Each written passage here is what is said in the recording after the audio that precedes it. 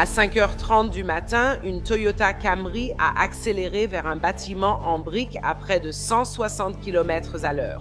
Selon les enquêteurs, la pédale d'accélérateur était enfoncée à fond. Il n'y a eu aucun freinage, aucune tentative d'évitement et aucun signe que la conductrice essayait de se sauver. Lorsque l'accident s'est terminé, 2 adolescents étaient décédés et la seule survivante était leur amie et conductrice de 17 ans, Mackenzie Shirilla. Au début, tout le monde pensait qu'il ne s'agissait que d'un tragique accident. En approfondissant leurs recherches, les enquêteurs ont trouvé des preuves qui pousseront un juge à comparer le véhicule à un missile et transformer l'un des accidents les plus meurtriers de l'Ohio en une affaire de meurtre qui continue de diviser l'opinion publique aujourd'hui. Lorsque Netflix a diffusé le documentaire sur l'accident, des millions de spectateurs ont découvert l'histoire de Mackenzie Shirilla. Certains sont sortis persuadés qu'elle était injustement présentée comme meurtrière, tandis que d'autres ont estimé que le documentaire avait omis des preuves parmi les plus troublantes d'une affaire d'homicide routier. Aujourd'hui, des années plus tard, le débat reste non résolu. Sous les gros titres se cache une histoire complexe impliquant des menaces présumées, des enregistrements secrets, des visites suspectes sur les lieux de l'accident et des témoignages de témoins qui ont dressé un tableau bien plus sombre que ce que beaucoup de spectateurs ont pu voir. Pour comprendre la controverse persistante, il faut revenir au début et examiner la relation au cœur de l'affaire. Le couple parfait qui n'en était pas un. Donc, de l'extérieur, Mackenzie Shirilla et Dominique Rousseau semblaient être, vous savez, le couple typique du lycée. Ils étaient jeunes, attirants, populaires et partageaient constamment des photos, des vidéos et des souvenirs de vacances sur les réseaux sociaux et sur différentes plateformes. Pour beaucoup, ils paraissaient juste 2 adolescents construisant leur avenir. Cependant, selon les amis et les membres de la famille, la réalité derrière leur relation était bien plus compliquée. Des témoins ont plus tard décrit leur relation comme extrêmement volatile, très tumultueuse, marquée par des disputes fréquentes et des ruptures répétées. Les enquêteurs se sont particulièrement intéressés à un schéma qui serait apparu chaque fois que Dominique essayait de prendre ses distances dans la relation. D'après les témoignages présentés lors du procès, Mackenzie réagissait souvent en, vous savez, le rapprochant d'elle. Les amis ont décrit une relation qui oscillait entre affection et chaos, où des moments normaux pouvaient rapidement laisser place à des confrontations explosives. Des témoins ont affirmé que des disputes incluaient des menaces liées aux voitures. Personne ne pensait que ces incidents deviendraient plus tard des éléments de preuve parmi les plus glaçants au procès, mais quelques semaines après avoir terminé le lycée, tout allait changer. Alors parlons de la nuit où tout a basculé. Aux premières heures du 31 juillet 2022, Mackenzie Shirilla conduisait avec Dominique Rousseau sur le siège passager avant et leur ami Davian Flanagan à l'arrière. Les 3 adolescents avaient passé la soirée avec des amis et rien ne paraissait anormal. Il n'y avait, vous savez, aucun signe évident que, quelques minutes plus tard, 2 d'entre eux perdraient la vie. Cependant, la vidéosurveillance a ensuite révélé un fait que les enquêteurs ont jugé très troublant. Le véhicule ne zigzaguait pas dans la circulation et ne se comportait pas comme une voiture qui serait, je ne sais pas, devenue incontrôlable ou aurait simplement perdu le contrôle. Au contraire, les enquêteurs ont décrit ces mouvements comme étant délibérés et intentionnels. La voiture a réussi à négocier des virages lents, à ajuster sa direction, puis tout à coup, elle a accéléré de plus en plus vite jusqu'à atteindre près de 100 miles à l'heure. Quelques instants plus tard, elle a percuté un bâtiment commercial avec une telle force que le moteur a été éjecté du véhicule. Dominique et Davion ont été tués sur le coup, tandis que Mackenzie a miraculeusement, d'une façon ou d'une autre, survécu. Au début, les autorités pensaient qu'elles avaient affaire à un terrible accident, n'est-ce pas? C'est ce que ça semblait être. Mais cette théorie n'allait pas durer très longtemps.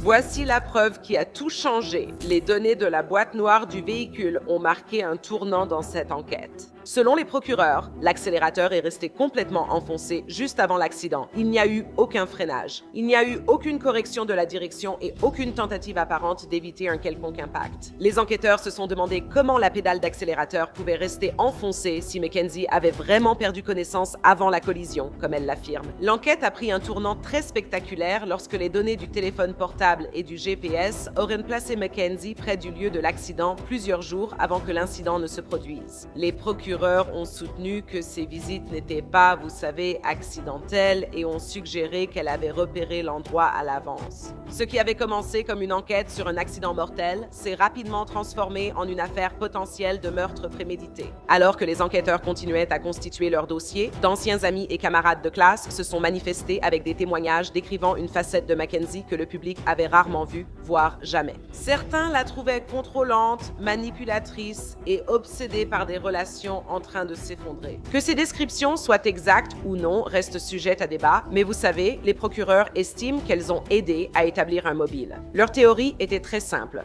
Dominique voulait mettre fin à la relation et Mackenzie ne pouvait tout simplement pas l'accepter. Tout ce dont nous avons parlé jusqu'à présent n'était que le début. Pendant que les enquêteurs construisaient leur dossier, les propres actions de Mackenzie après l'accident ont suscité encore plus de questions. Ces questions allaient finalement amener beaucoup de gens à se demander si elle était vraiment une survivante en deuil ou quelqu'un qui cachait un secret terrifiant.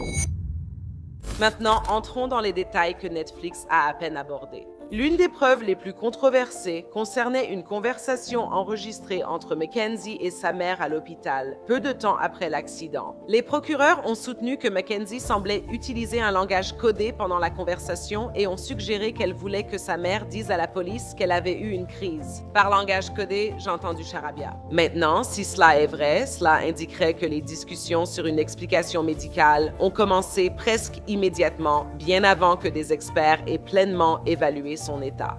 Une autre allégation présentée lors de l'affaire a choqué de nombreux observateurs. Selon les témoignages, Mackenzie aurait demandé que des photos d'elle soient placées dans le cercueil de Dominique pour qu'il puisse, vous savez, être avec elle pour toujours. Certaines personnes ont interprété cette demande comme une expression d'un chagrin accablant, tandis que d'autres l'ont trouvée profondément troublante et, honnêtement, simplement théâtrale, si on veut être honnête. Les enquêteurs ont aussi présenté des preuves que Mackenzie a assisté à des concerts durant sa convalescence. Les procureurs ont soutenu que son comportement montrait un manque de remords, tandis que d'autres, vous savez, et surtout ses soutiens, ont insisté sur le fait qu'elle essayait simplement de faire face à un traumatisme inimaginable. Et je comprends, chacun gère les choses à sa manière, nous le savons. Mais le public restait divisé, se posant sans cesse la même question. Quelle version de Mackenzie était la vraie? Vous savez, nous ne savons pas.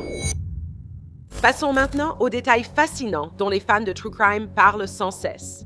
Des années plus tard, nous en sommes là. De nouveaux dossiers publiés et des témoignages d'anciens détenus ont ravivé l'intérêt du public pour cette affaire. Une ancienne détenue a affirmé que Mackenzie avait admis en privé que l'accident avait été intentionnel et a allégué qu'elle tenait un album consacré à l'affaire dans lequel figurait une photo d'un mur de briques avec le mot « Boom » écrit dessus. Ces allégations, toujours contestées et supposées, se sont vite répandues en ligne car elles semblaient confirmer ce que beaucoup de critiques et de gens croyaient déjà. Les détectives en ligne se sont aussi penchés sur des rapports affirmant que Mackenzie et sa mère auraient contacté une agence de mannequins pendant sa convalescence après l'accident. Les critiques ont jugé le moment choisi pour cette démarche choquante, ce qui est vrai. Les partisans l'ont minimisé, mais je ne suis pas d'accord. Un autre point souvent abordé concerne les ceintures de sécurité. Les enquêteurs ont noté que Mackenzie était la seule attachée lors de l'impact, portant sa ceinture contrairement aux garçons. Les partisans disaient que cela ne prouvait rien, mais les critiques y voyaient une pièce d'un puzzle plus large, n'est-ce pas?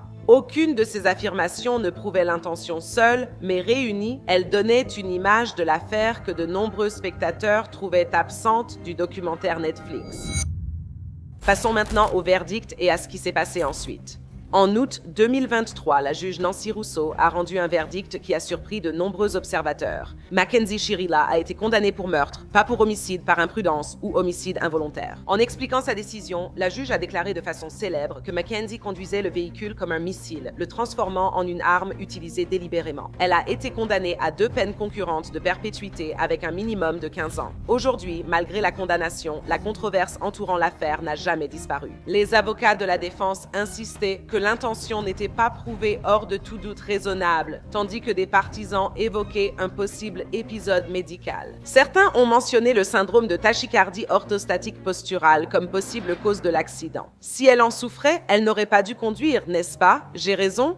Les tribunaux ont finalement confirmé la condamnation, mais le débat a persisté. Pendant ce temps, les familles de Dominique Rousseau et Davion Flanagan ont dû faire face à cette perte inimaginable. Ils ont perdu leurs enfants. La famille de Davion a créé un fonds de bourse à sa mémoire, tandis que celle de Dominique a œuvré à préserver son héritage, même après le vandalisme de sa tombe.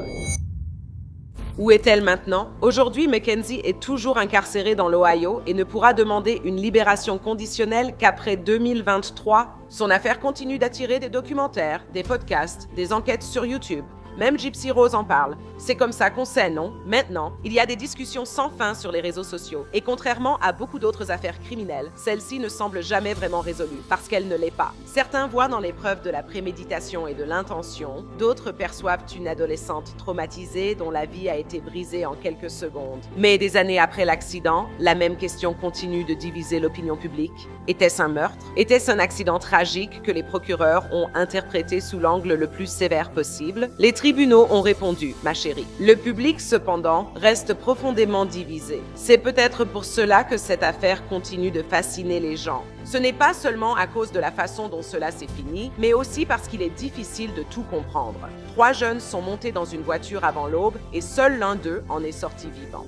Quelque part entre les données de la boîte noire, les SMS, les images de vidéosurveillance, les témoignages au tribunal et les innombrables récits racontés par la suite, la vérité est devenue quelque chose de différent pour chaque personne qui l'a examinée.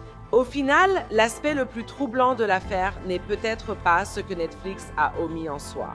C'est peut-être le fait que, même après toutes ces années, les gens ne parviennent toujours pas à se mettre d'accord sur ce qui s'est réellement passé à l'intérieur de cette voiture. I know they waiting on me. I know they waiting on me. The world is waiting on me. The world is waiting on me. Yeah, I know they waiting on me. I see them waiting on me.